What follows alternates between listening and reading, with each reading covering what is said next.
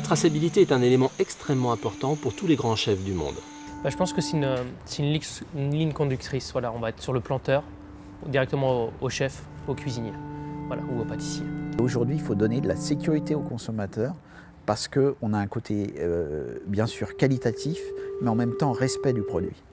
On est porte-parole, on doit être exemple, je pense, de tout ça. Et je pense qu'à travers nos produits qu'on peut travailler, que ce soit des œufs, que ce soit du végétal et ainsi de suite, je pense que voilà, ça fait partie de la vie, ça fait partie d'une culture. Et j'irais même plus que là, c'est-à-dire que la traçabilité, pour nous, semble normale, mais c'est aussi comprendre la culture des gens, comprendre pourquoi il y a une fermentation, comprendre pourquoi il y a un travail qui est fait et pourquoi pas, et ainsi de suite, ainsi de suite. Mais c'est vrai qu'une traçabilité, c'est primordial et c'est ce qui fait aussi que nous, on doit respecter encore beaucoup plus le produit et le mettre en avant.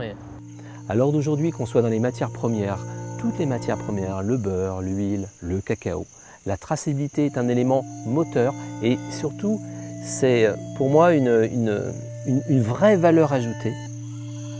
C'est vraiment de savoir si c'est la personne qui fabrique, c'est-à-dire pour la circonstance le planteur, jusqu'à celui qui va justement transformer, qui est le chef que je viens d'évoquer.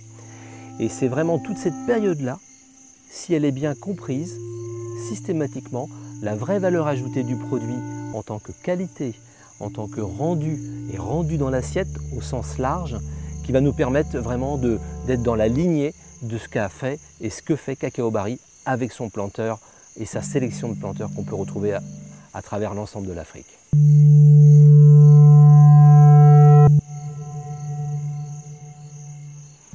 La collaboration entre Cacao Barry et les planteurs, ça va donner une chose assez simple. En fait, ça va permettre d'améliorer la qualité donc tout simplement du cacao. Pourquoi?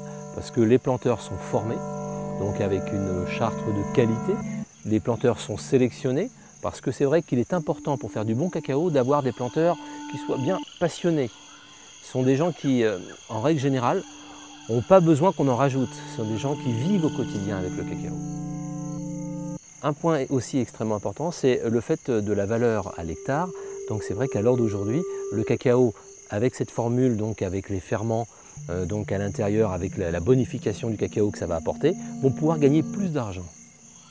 Et puis, bien sûr, une des fiertés que j'ai ressenties énormément quand je suis allé dans les plantations, c'est de participer à l'avenir du cacao à travers le monde. Et ça, c'est vraiment quelque chose qui, on me demande presque, mais qu'est-ce qui se passe avec ce cacao au-delà de notre pays? Il se passe qu'en fait, il y a un changement radical en termes de qualité et puis surtout les vraies valeurs. Le classique revisité, c'est en fait des cacaos vraiment de grande qualité avec une puissance de goût que l'on va retrouver grâce justement à ce procédé et puis à la participation de l'ensemble de nos planteurs.